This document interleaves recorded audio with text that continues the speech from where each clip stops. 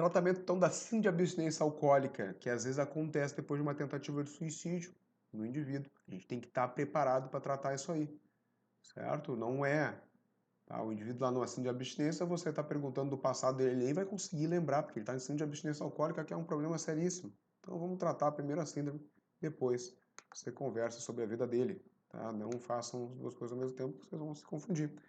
Aqui, ó, como é que acontece a síndrome de abstinência alcoólica? Cada dia que passa, os sintomas são diferentes, certo? Esse gráfico aqui, tá, é bem legal, tá?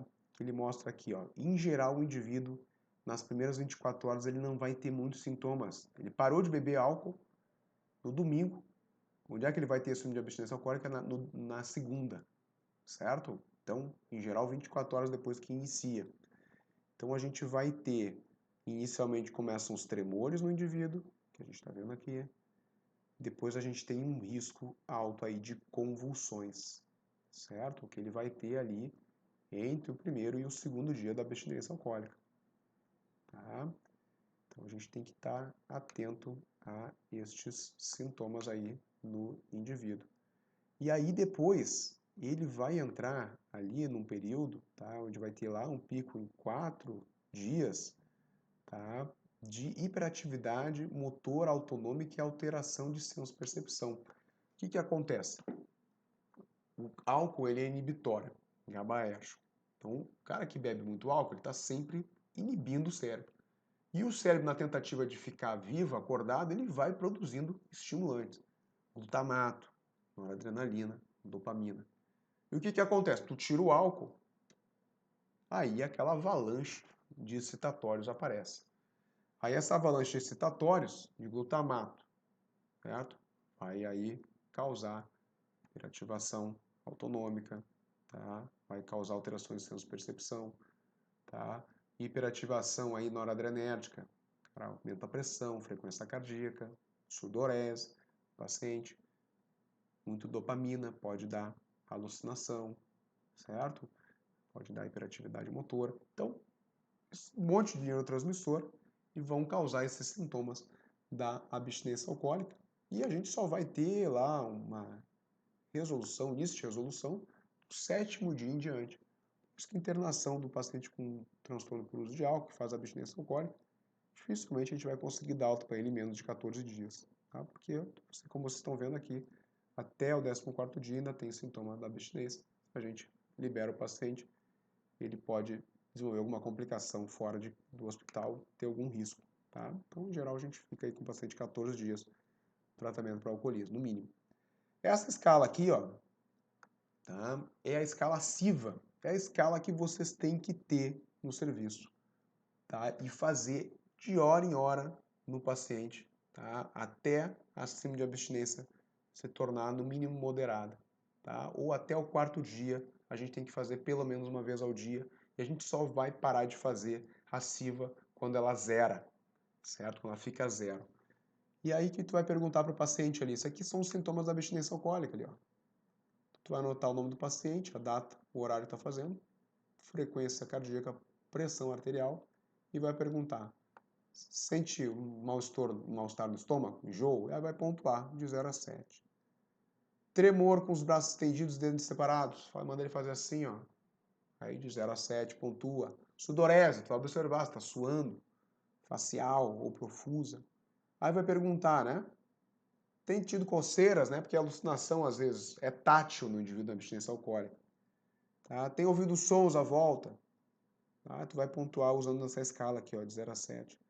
Alucinação auditiva ou visual, né? A luz brilhante. Já vi paciente de abstinência alcoólica que viu um jacaré na luz, lá na luz do teto. Tá? Ou tinha medo de descer da cama que tinha um jacaré debaixo. Então, o paciente pode ter bastante alucinação na abstinência alcoólica. Sente nervoso? Tá? Tem algo na cabeça, tontura, dor, apagamento. Agitação, você vai observar e vai perguntar se o paciente está orientado. É muito comum na abstinência alcoólica o paciente ficar desorientado. Se o paciente pontua mais do que 18, opa, ele está mal mesmo. Tem que tomar cuidado. Tá? Se o paciente está 10 a 18, moderado, abaixo de 9 ele está melhorando, mas só está bem mesmo quando está zero. Às vezes, quando o indivíduo tem comorbidade com ansiedade, tá, ou psicose, a gente se confunde um pouco ali, mas em geral a gente tem que esperar ficar zero para dizer que o paciente realmente está sem sintomas de abstinência alcoólica. Uma coisa bem importante também, a hipertensão durante a abstinência alcoólica, a gente, até que se prove o contrário, ela é secundária ao alcoolismo. Às vezes a gente está lá tratando captopril, losartana, furosemida, o indivíduo tem que tomar clonidina, porque a, a hipertensão na abstinência alcoólica é secundária à descarga noradrenérgica, vai ficar dando outro medicamento, não vai funcionar, meu amigo. Tem que dar clonidina. Certo? Síndrome de abstinência alcoólica, tá? A maioria dos pacientes não vai desenvolver síndrome de abstinência alcoólica grave. Aquela coisa assim que tem que internar todo mundo, não é bem assim. A maioria vai desenvolver uma síndrome de abstinência alcoólica leve a moderada, que a gente pode até tratar de forma ambulatorial, mas 5% vai fazer aí, às vezes 10%, uma abstinência grave mesmo, que a gente tem que internar. O paciente corre risco. Alguns 3% vão desenvolver convulsões e 1% morre na abstinência alcoólica, principalmente os que não recebem tratamento ou os que recebem o tratamento errado.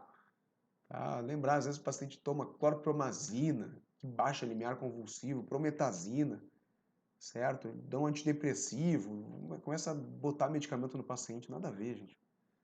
Tem que tratar a abstinência alcoólica, que eu vou falar aqui adiante. Então, a gente vai ter início tardio em geral na abstinência alcoólica, como está escrito ali na última frase, 24 a 36 horas após a última ingesta. Então, aquela coisa, né? O paciente chegou na emergência, doutor, ele quer internar para parar de beber. Aí, quando é que ele parou de beber? Parou de beber hoje. Tá bem, vai para casa. Não, não é bem assim. Vai para casa, ele volta amanhã convulsionando. Então, tem que, muitas vezes, cuidar do paciente, manter ele em observação para ver o que vai acontecer na abstinência. Principalmente se tiver mais do que 35, 40 anos, porque em geral é nesse período que o pessoal começa a fazer as abstinências mais graves. Tratamento aí da abstinência alcoólica, quando ela é leve, moderada, a gente vai dar cuidados gerais na primeira semana, esclarecimento sobre a síndrome de abstinência alcoólica, vai explicar o que eu falei aqui para vocês, o que é a síndrome de abstinência. Vai mandar aí o paciente vir aí diariamente ou toda semana, por 4 semanas. Tá? Não vai mandar ele dirigir, né? Não vai conduzir máquinas, certo? Porque ele vai estar usando benzodiazepínico. Dietinha livre, leve, restrita, hidratação adequada, repouso relativo em ambiente calmo, desprovido de estimulação audiovisual, supervisão familiar. E se a coisa estiver ruim, manda ir lá para a urgência, tratamento. O que a gente vai fazer de medicamento? Tiamina, 300mg intramuscular, Previne, Werner-Korsakoff. Ok? Tem que ter isso aí, não dá para esquecer, tiamina, 300mg intramuscular. Não é via oral, tá, gente? É intramuscular, porque eles não absorvem, estão com o trato gastrointestinal todo ruim. Tá? Às vezes eu vejo gente lá dando um monte de via oral. Não, vai ter mais diarreia ainda, é intramuscular. Mas não tem no hospital, mas vai brigar com o gestor, briga com o diretor técnico. As pessoas às vezes têm medo do diretor técnico do hospital. Tá? Fala com o diretor técnico do hospital. Precisa disso aqui, cara. A gente recebe complicação alcoólica, tem que ter no hospital, tia. Tá? Vai brigar com o diretor técnico. As pessoas têm que brigar mais com o diretor técnico, o diretor do hospital. Tá? Mas ele vai me demitir, então não é aqui que tu tem que trabalhar. Te valoriza, vai trabalhar em lugar bom. Tá trabalhando em lugar ruim. Sedativo, certo? Então, o que a gente vai fazer? A gente pode usar o diazepam, o clordiazepóxilo saiu de linha no Brasil, ou a gente vai usar o lorazepam, principalmente nos pacientes que a gente já sabe que tem hepatopatia ou suspeita que tem hepatopatia. A gente vai usar em geral dose de 20 a 40mg. Tá? Em geral o paciente fica com diazepam 10mg 3 vezes ao dia, ou lorazepam 2mg 3 vezes ao dia, para fazer esse tratamento da síndrome de abstinência mais leve. Na segunda semana a gente vai reduzindo o lorazepam, em geral já na segunda semana a gente já consegue tirar totalmente o benzodiazepínico e o paciente passa a usar a tiamina de forma oral, tá? 300mg até completar 30 dias nesse paciente. Tá? Então não é de ad eterno que o paciente vai ficar usando tiamina e o benzodiazepínico, mas no início. Paciente aí com abstinência grave, aí é diferente, tá, gente? Aí vai ter o repouso, vai ter que internar esse paciente, vai ficar monitorando a glicose, dosar eletrólitos, hidratar esse paciente, muitas vezes endovenoso, a gente vai ter que fazer. Tá? Vai fazer a SIVA toda hora nesse paciente, tá? Até baixar a SIVA, depois faz de dia em dia. Tiamina, como eu falei, certo? Se o paciente fizer Veliv-Korsakov, trata o Veliv-Korsakov, que é tiamina endovenosa. A dose de diazepam é mais alta, tá? Aí como é que a gente faz aqui no hospital, São José? O paciente chegou, tá? Não está mais intoxicado, em geral 6 horas depois, tá? Começou a fazer sintoma da abstinência alcoólica, dá diazepam de hora em hora até o paciente sedar, certo? Depois essa dose a gente divide em 3 horários, né? De manhã, de tarde e de noite. Mesma coisa com o lorazepam. Vai fazer 2 miligramas de hora em hora, até sedar, depois divide. Lembrar que no máximo a gente vai usar lorazepam até 12 miligramas, diazepam em geral a gente usa no máximo 60 miligramas. E só vai dar o diazepam endovenoso, gente, se o paciente fizer a convulsão.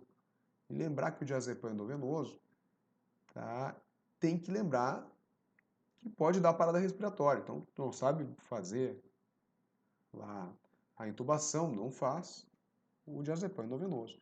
A convulsão na abstinência alcoólica ela é autolimitada. Dificilmente o paciente faz uma convulsão sustentada. Só o manejo não farmacológico às vezes é o suficiente para o paciente em convulsão alcoólica, tá? Devido à abstinência alcoólica. Depois, aí, na partir da segunda semana, a gente vai reduzindo o fármaco também. Uma semana de tiamina intramuscular, depois vai passar para via oral e vai reduzindo em geral. Na terceira semana, o indivíduo já está sem benzodiazepínico. Já na segunda semana, a maioria das vezes, está sem o benzodiazepínico. Pronto para já a recuperação ambulatorial desse indivíduo. O que não pode fazer para a gente terminar aqui? Tá? Hidratar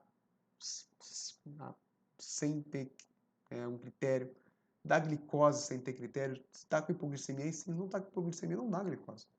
Dá clorpromazina, certo? Tá?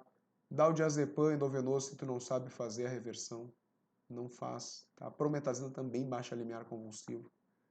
Tá? E na complicação, aí sim, você vai fazer o diazepam EV na crise, certo? Delirium tremens, né? A gente vai adicionar o haloperidol, em torno de 5 miligramas a 2,5 para tratar aquela confusão mental, pode dar em geral de noite, 2,5 de haloperidol já é suficiente. E se o paciente faz hipertensão, faz muita ativação noradrenérgica, mesmo já em uso do benzodiazepínico, você passa a administrar a clonidina. Tá? Mesma coisa, fez só alucinose alcoólica, o paciente faz alucinações sem a hiperativação noradrenérgica, também pode dar o haloperidol, aí 2,5, 5 miligramas é o suficiente para esses pacientes.